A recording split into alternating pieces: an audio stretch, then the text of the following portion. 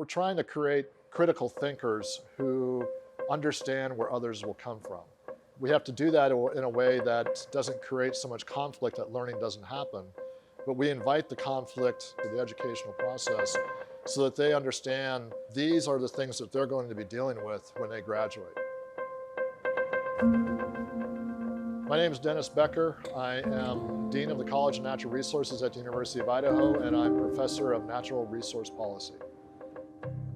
So the way I got interested in forestry really probably goes all the way back to when I was a kid, growing up in Kansas in the wheat fields. And it was in those edge areas and those forests is really where all the interesting things were happening.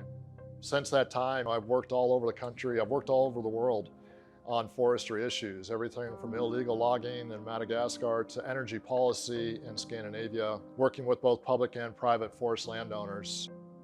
I was always sort of drawn to the messiness of forest management, the conflict, the economics, the challenges of human beings and our relationship with forest. So the College of Natural Resources has a variety of disciplines. We have forestry, wildlife, fisheries, environmental science, rangeland management, fire ecology, sort of the full suite of natural resource issues that would be germane to management of lands in the Western US. These are not problems that can be solved through a single discipline. Mass timber is so beautiful, there's that. Very quickly it's being adopted across the country in new construction. Obviously for its aesthetic values, but also because of its sustainability values. Carbon that's stored in these beams behind me, they're going to be there for hundreds of years. Buildings like this are just a great portrayal of how we can have sustainable forest management combined with cutting edge engineering and architectural technology.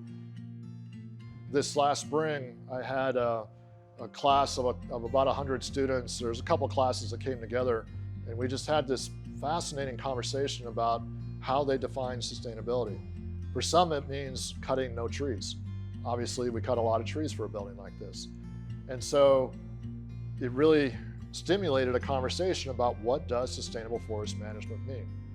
And that's really the opportunity in a building like this that is most important to me, is every time I talk to somebody, I get the opportunity to understand how they view sustainable forestry and how I view sustainable forestry. And we have conversations around, what kind of harvest practices happened in the woods?